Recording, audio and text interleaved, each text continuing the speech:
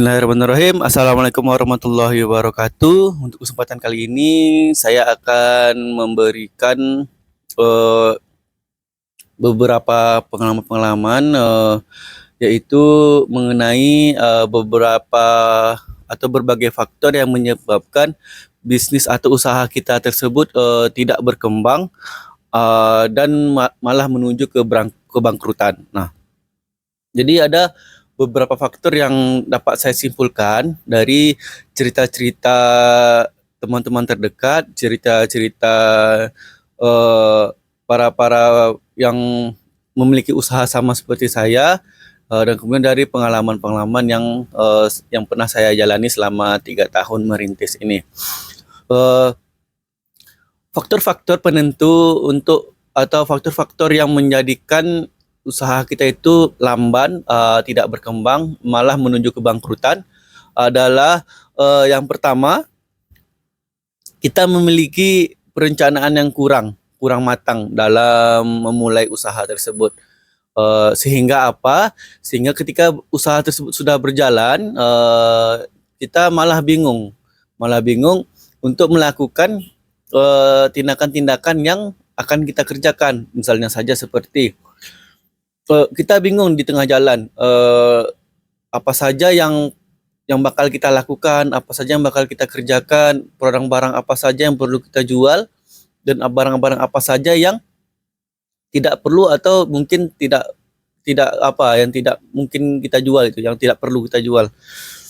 Seringkali menjadi momok, banyak barang-barang yang tidak perlu kita jual, sehingga keberadaan barang-barang tersebut malah membuat kita rugi.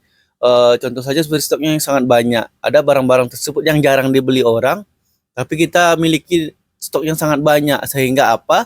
Barang tersebut perputaran uangnya tidak ada gitu, tidak berjalan dengan baik dan maksimal. Sehingga dari itu perencanaan yang kurang matang itu bisa menjadi faktor usaha kita itu lamban dan tidak berkembang dengan baik. Yang kedua itu ada yang namanya inovasi.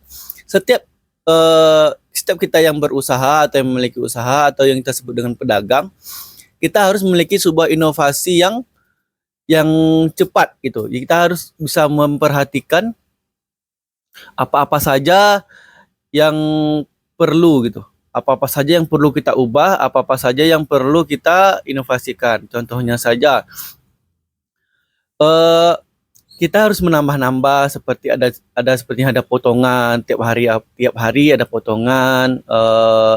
Khususnya kalau saya pengalaman pribadi, inovasi-inovasi yang sudah saya terapkan di tempat kita ini, tempat usaha kita ini, itu saya memberikan promo atau diskon terhadap barang-barang yang laku.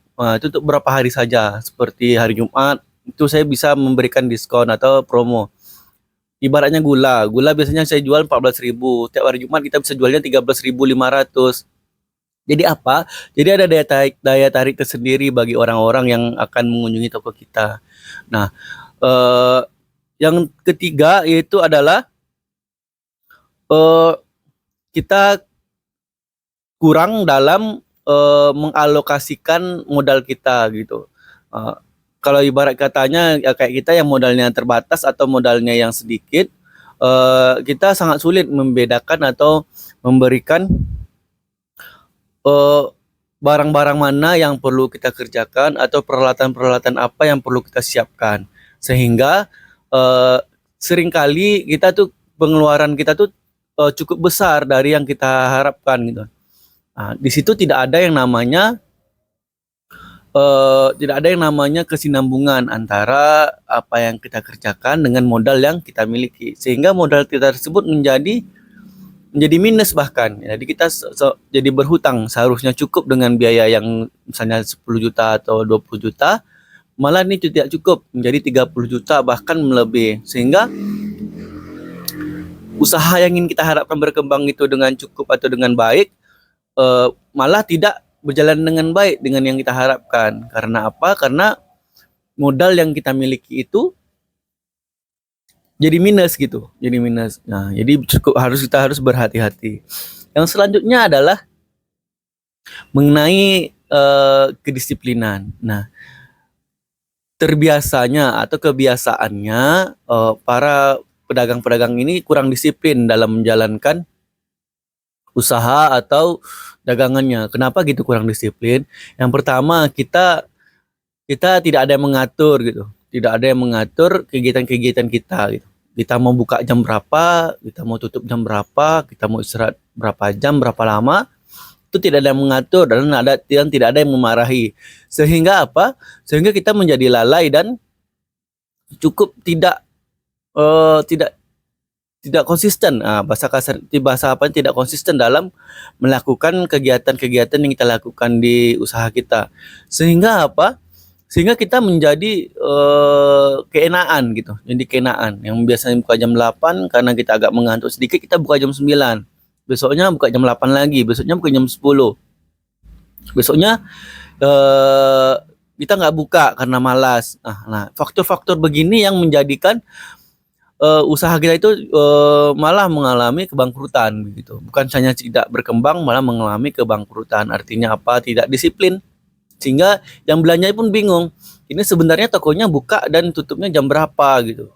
Setiap mereka ke sini selalu tutup gitu dan tidak ada kegiatan kita, sehingga ya begitu. Sehingga apa yang kita kerjakan menjadi tidak baik dan tidak ada hasilnya sama sekali.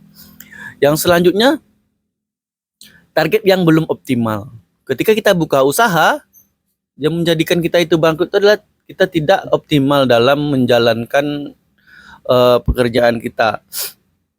Kita tidak tahu nih siapa yang bakal membeli barang kita, siapa yang membutuhkan barang ini, siapa yang membutuhkan barang itu, dan orang-orang mana saja yang bakal kita sasar. Contohnya saja seperti toko sembako, kita grosir kita seperti ini. Target penjual kita adalah warung-warung yang ada di sekitar kita, warung-warung yang warung kecil yang membutuhkan keberadaan kita. Nah, itu target kita. Nah, selanjutnya bagaimana? Kita harus menyasar dulu ke warung-warung kita, target kita tersebut.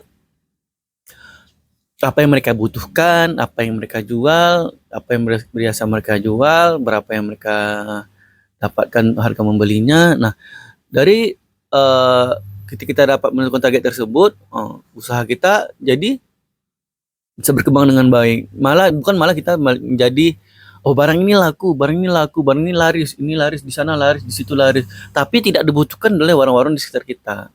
Contohnya seperti iklim yang dekat perumahan dengan masyarakat yang dekat perkantoran. Itu kebutuhan berbeda. Kebutuhan apa kita jual menjadi berbeda. Contoh saja kita jualan di perumahan, kita memerlukan yang namanya pampers, bumbu-bumbu dapur, dan lain sebagainya. Kalau kita buka grocery dekat perkantoran, sekitar perkantoran, kita menjualnya yang lain lagi, seperti kayak pembersih lantai, kita jual minum-minuman kaleng, lebih kita banyakkan minuman botol. Jadi bisa menyesuaikan target-target kita. Nah, jadi jangan sampai tidak ada targetnya, tidak tahu targetnya apa yang bakal kita jual. Yaitu jadinya kita akan menuju kebangkrutan gitu. Sehingga barang-barang kita jual juga tidak disentuh sama orang lain. Yang terakhir, kebanyakan dari kita selalu merasa puas dengan pencapaian yang telah kita raih. Ketika pemasukan kita yang biasanya segini, tiba-tiba naik sedikit dan terus bertahan kenaikan itu. Tapi kita selalu merasa puas dengan apa yang kita capai, apa yang kita dapat.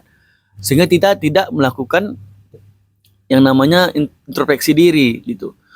Ini yang seharusnya bisa berkembang lagi karena kita sudah puas dengan angka segitu.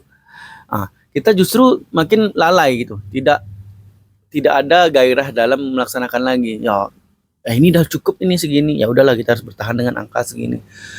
Sebagai kita pengusaha atau pedagang, kita harus selalu meningkatkan omset kita supaya lebih besar begitu. Jadi kita tidak perlu selalu merasa puas dengan apa yang kita capai. Kita harus selalu haus gitu.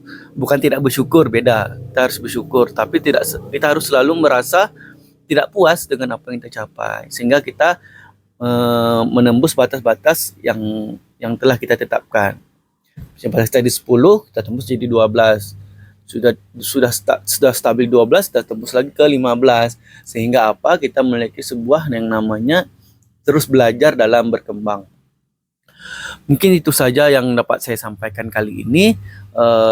Teruslah berkembang bersama-sama. Untuk teman-teman sekalian boleh bertanya apabila ya ada yang kurang jelas atau yang kurang bisa dimengerti.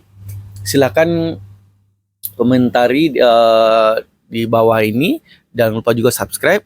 Untuk pertanyaan yang lebih lanjut silakan DM Instagram saya, sudah ada linknya di bawah. Mungkin itu saja. Assalamualaikum warahmatullahi wabarakatuh.